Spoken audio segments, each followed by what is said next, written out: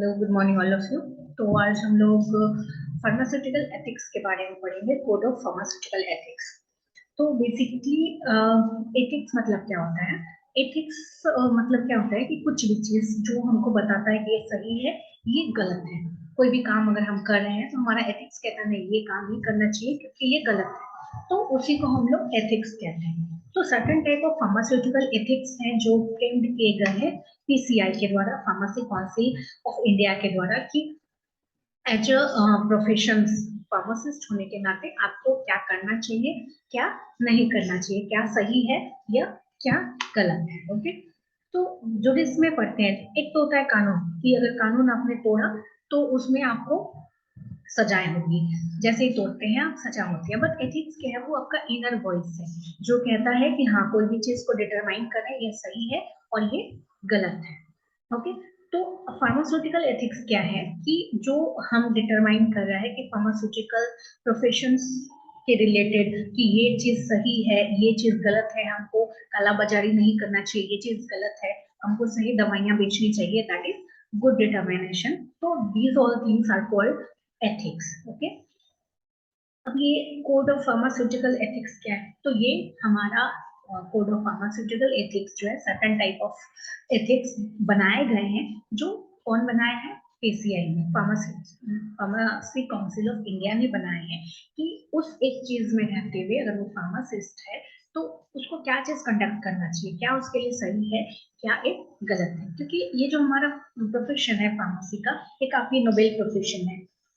यहाँ पे आप क्या करते हैं कि जो भी पेशेंट आ रहे हैं उनके साथ काफी अच्छे से बर्ताव करते हैं, उनको हीलिंग, आपके पास वो मेडिकल प्रॉपर्टीज है, आप उनको हील कर सकते हैं। तो अब यहाँ पे क्या है कि पहले तो हर कोई एक फार्मासिस्ट बना घूमता था without any licence, without any degree. तो अब गवर्नमेंट ने ये चीज रेस्ट्रिक्टेड कर दिया है कि pharmacist means only who have registered certificate of pharmacist।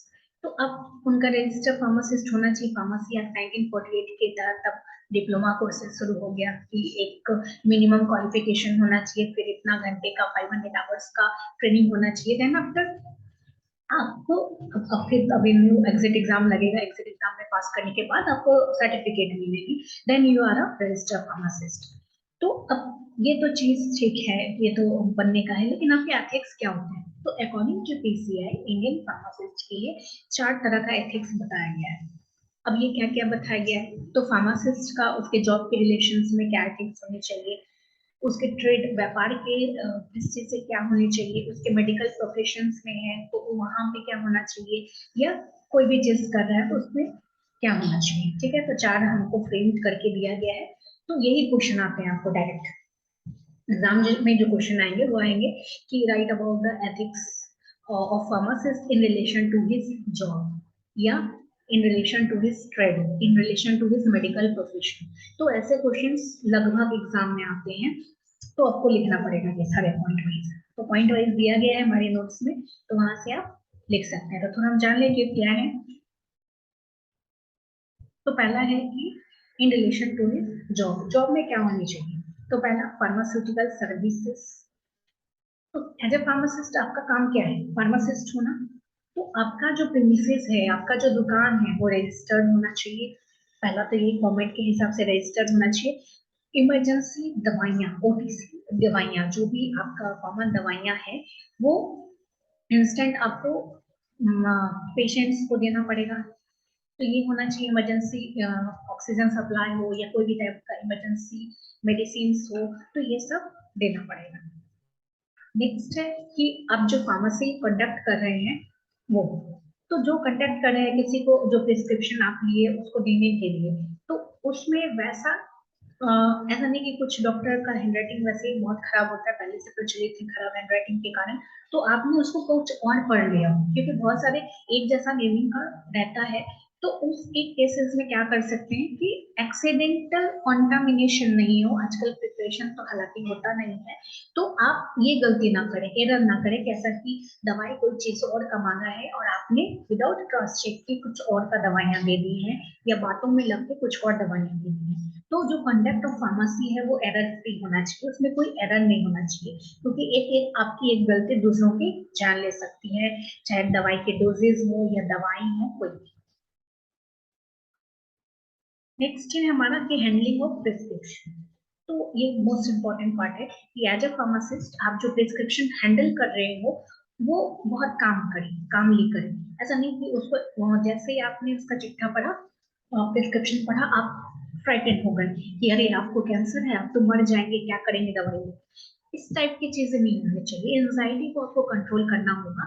तो विदाउट एनी आपका कोई फेशियल एक्सप्रेशन नहीं दिखेगी, हाँ ये बहुत खतरनाक बीमारी है लाइक दैट, या कोई भी प्रिस्क्रिप्शन का पार्ट आप चेंज नहीं करें जब तक कि वो प्रिस्क्राइब पर नहीं चेंज किया। हाँ ठीक है, अगर गलत है तो आपको उस पेशेंट को भेजना चाहिए फिर से डॉक्टर के पास जिसने भी वो प्रिस्क्राइब किया है, तो आप फिर से उसमें जो चेंज होगा फिर आप उसको प्रिस्क्राइब करेंगे, खुद से चेंजेस नहीं करेंगे, हो सकता है उसके लिए वही दवाइयां होंगी, दैट्स व्हाई। तो हैंडलिंग के दौरान आपको सतर्क रहना है, सावधान रहना है थोड़ा। उसके बाद है हैंडलिंग ऑफ ड्रग्स। तो कोई भी ड्रग्स जो आप दे रहे हैं, तो ऐसा नहीं कि ड्रग्स दे रहे हैं, एडल्ट्रेटेड ड्रग दे रहे हैं पैसे कमाने के चक्कर में, क्योंकि वो 2 रुपए का जो भी आप कमा रहे हैं उससे किसी की जान को खतरा हो सकता है लगता है। तो हमें हमेशा स्टैंडर्ड क्वालिटी ऑफ ड्रग्स या एक्सपीरियंस जो भी हम उसको प्रोवाइड करें वो हमेशा स्टैंडर्ड क्वालिटी का होगा, वो मिस ब्रांडेड नहीं होना चाहिए, वो एडल्ट्रेटेड नहीं होना चाहिए, उसमें पोटेंशियल होना चाहिए, ठीक है, वो खराब प्रॉपर्टीज का नहीं होना चाहिए। नेक्स्ट है कि अप्रेंटाइज फार्मासिस्ट। तो आप में ये गुण होना चाहिए जो भी एक्सपीरियंस फार्मासिस्ट है कि जो न्यू कमर फार्मासिस्ट है उनको वो सिखा सके, उनको वो सर्टिफाई कर सके। So it's your duty to be apprentice pharmacist. ना ये तो एज अ जॉब के रिलेशंस में हो गया। अगर आपका बिजनेस चल रहा है, ट्रेडिंग चल रहा है, तो क्या करना चाहिए? पहला, ट्रेड जब भी आता है आप बीएसबीए में पढ़े होंगे, तो उसका मतलब ये होता है मुनाफा कमाना, ठीक है। बिजनेस का मेन मकसद यही होता है कि मुनाफा कमाना। बट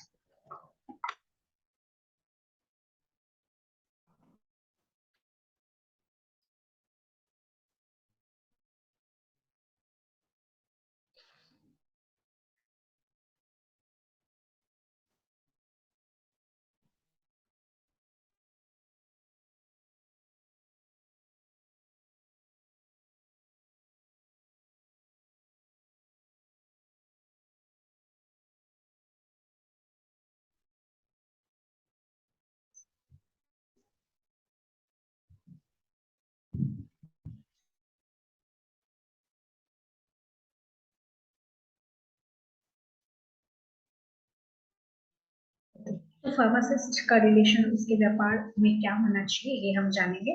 तो व्यापार का बेसिकली क्या करते हैं कि हम लोग कर लेते हैं कि मुनाफा कमाना।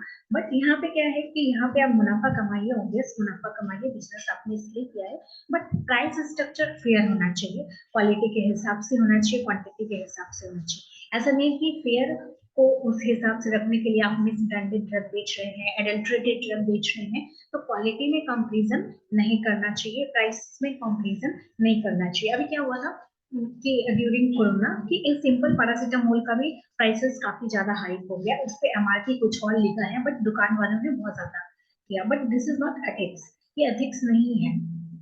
तो ये चीज फेयर होना चाहिए। उसके बाद है फेयर ट्रेड प्रैक्टिस।